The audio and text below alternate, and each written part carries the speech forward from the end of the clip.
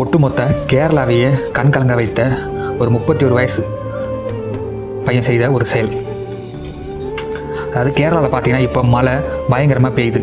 இந்த மழை பெய்யறதுனால கண்ணூரில் பயங்கர வெள்ளப்பெருக்கு வந்துருச்சு. அந்த நேரம் பார்த்து ஒரு முதியவர் வயலில் மாட்டிக்கிறாரு. அதை காப்பாற்றணும் அப்படின்னு நினச்சி ஃபயர் சேஃப்டி ஆட்கள் வந்திருக்காங்க. அதில் ராஜேஷ் அப்படிங்கிறவருக்கு 31 வயசு.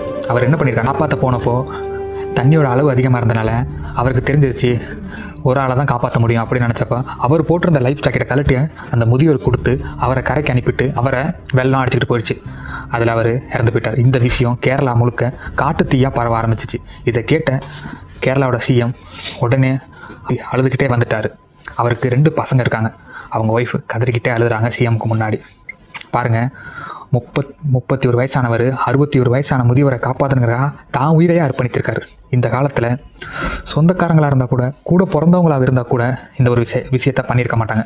முகம் தெரியாத ஒருத்தருக்காக தான் உயிரையே அர்ப்பணித்திருக்காரு ராஜேஷ்.